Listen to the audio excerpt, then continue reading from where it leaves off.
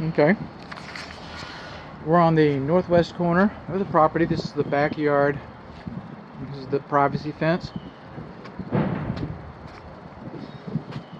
Some of this hasn't been finished yet. And some of it maybe, I don't know. But this irrigation line should all be buried. It's okay that it's above ground. If it's above ground, it should be stapled every 12 inches. There's one staple. There's 2 staples, 3 staples in this whole area right here. Now this is a wood destroying insect inspection, and it's not. And it's new. It's new for bugs. But wood mulch next to the house, next to the structure, next to the home, okay, under the drip edge, that's conducive to wood destroying insects, termites specifically. So, and I get it, it's going to be a homeowners association thing, it's going to be a neighborhood thing. You might not be able to do anything about that, but, and it's not a termite report, by the way. I have that license, I can say that word. The rain gutter, okay, should not discharge this close to the house, and again, I get it that some of this might not be finished. These are called weep holes. Weep holes. You have them over the fenestrations too. Windows, doors, fenestrations. Okay. Brick is a great product. I mean, for the most part, you know, it's maintenance free. Unless it needs to be repointed sometime, or unless they paint it. But, you know, it's fireproof. Now, it's not a fireproof structure. This is a wood structure. See the wood? This is what your walls look like. That's what your walls look like that. Alright? But the brick is fireproof. And one thing the brick isn't is that it's porous. And so, you know, water gets through it. And we know that by design. So that's what the weep holes are for. Most of the time it's just water vapor. Most of the time water vapor gets out. But if you have an event, I've seen a few, I hope you don't, but if there is an event, you know, water can escape from those as well. So that's what those are there for. That's not a problem with your brick. Coming along, it'll be here. I know it'll be here. There we go. See, that's not a problem with your brick. That's not bad design. Okay, that's called a control joint. Some people call them expansion joints. Call it what you will. It's the same thing that's in the street. We're in North Texas, we expect this to move. We do. So hopefully it moves along this line instead of making its own. If that wasn't there, the structure would make its own.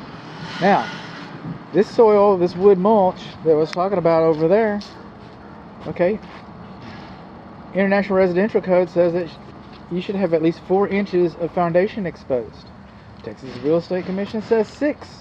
Take your pick. That's neither. That's not even 4 inches. So we have high soil along the west side of this front entryway.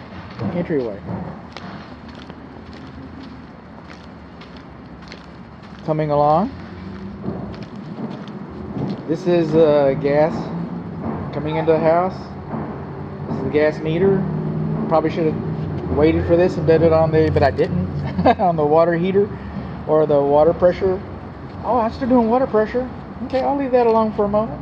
I was getting ahead of myself. I do that. Okay, we got brick, and then we've got a masonite or a manufactured wood siding, and coming along here, and then on the roof covering, which, you know, I didn't have a lot of control over those videos, so.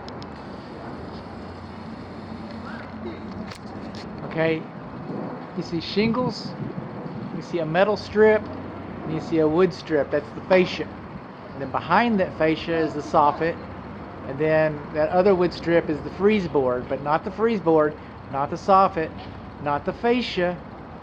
That metal strip between the fascia and the shingles. Okay, it's supposed to be lapped a minimum of 2 inches. 2 inches, and that's not quite 2 inches by my eyes from down here on the street. Now, statistical relevance, I don't know, but the manufacturer, you know, they seem to think that maybe we should have 2 inches. That's what they think. Coming along, more brick, more brick. Another control joint. Lentils look like they extend nice. Over here, that's called a scooper.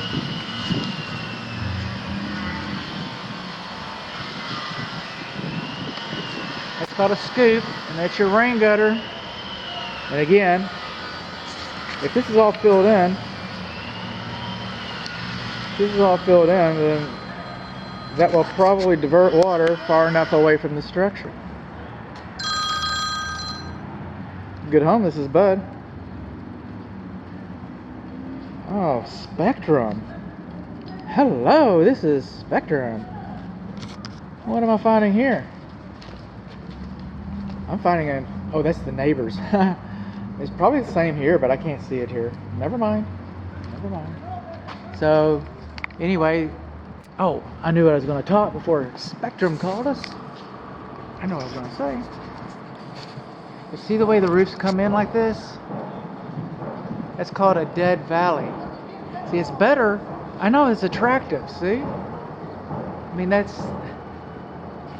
you saw the promos. That's what you fell in love with. You said, wow, look at that. I get that. All right? I understand. It's better when the water falls off the roof like this. When the water goes on this one and this one, that's called a dead valley. And the water doesn't, over here the water just falls off the roof. Over here, it hangs around for a while. That's why you have the big scoop there. So if it hangs around, that's less than an ideal design. It's an attractive design, but as far as form follows function, when you have a dead valley like that, and you can have a leak anywhere, and you will have a leak somewhere. Home ownership 101, all roofs leak, all walls leak. The idea is we shed water faster than we accept it. So if you're not shedding water real fast right there, statistically, the odds of having a problem with that, escalate. They do. We're still in the exterior, but I gotta march through. And while we're at it, this door should have a self-closing spring. Alright?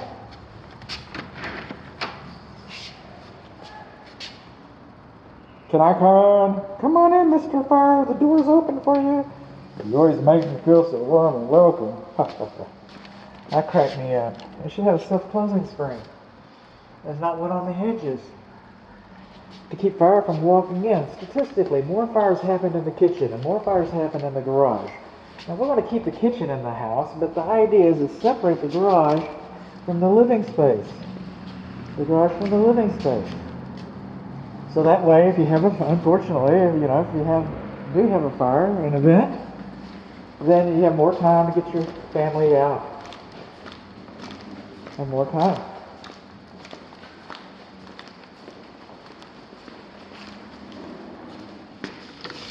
Now we're in the backyard. Yay, backyard. Okay. Nice little courtyard, nice little backyard. Again, I'm not doing a termite inspection, but when you put a planter box like this next to the house and you got the wood mulch and you got the bushes all growing up, you're just asking for it. You're just asking for it. Is it attractive? You bet. Has my wife done something like this at our house? Couple places. So I get it. I get why we do that. But I'm also telling you, and this house should have been pre-treated, or it should have had the lumber should have been pressure treated, but they should have made some kind of termite mitigation for this. It should have happened. We're going by faith. It's built now, but termites don't show up for about 7 years. Okay, I mean they can show up at 5 years. I've seen them, but for the most part, they don't show up for about 7 years, and sometimes a little, 10 years. So, you're not likely to have a real problem with this in the meantime. Now, other problems you're likely to have is I don't see any drainage. So look at this. Any watering you do, it's just going to get in here and rot all this. This is going to, is it good today? You bet it's good today. It's as good as the day they came home from the hardware store, from the lumber yard. But it's just again, that's a poor design, and it's not going to perform well over time. Over time. First year, it's going to be beautiful. Second year, it's going to be good looking. Third year, he's going to start showing signs of his age. You know, he's not going to... Of course, this fence won't last 14 years. In 14 years, you'll be replacing all this. But that's the future, man. Tree. Did you live? I think it did. I think it did. I think it made it through the ice storm. I hope so. But a tree shouldn't be placed any closer to the structure than 25 feet to allow for growth, to allow for roots, for the foundation, all those things. So, and I can see that there's another one and another one and another one. And again, that might be a homeowners association thing. There might not be many options that you have for that. But that tree is going to grow up to be a big old, and that is a cute little, it's ornamental, it's decorative. It's going to be it's a cute little kitten. But that kitten is going to grow up to be a big old nasty tomcat. What do we got over here? Let's just talk about the back of the house. This is a wall section, right? Exterior walls. Come on, bud. Okay, see these stretchers, these kickouts where the brick is? It's not, we don't have trim board. We don't have trim. See the trim board down here? See that trim board? You go up there. Don't have trim board. Don't have trim board. Water can get in there. Now, see the window, the fenestration, and this is wood, not brick, so we don't have weep holes here. But right there at the top, see that little metal strip across there? It's called Z-bar flashing. And it goes behind the wall, comes out, and comes over the edge. So any water, because all walls leak, remember? Okay. Now, this material only comes in about 10, 12 foot lengths. So what we have here is Z-bar between all the butt joints.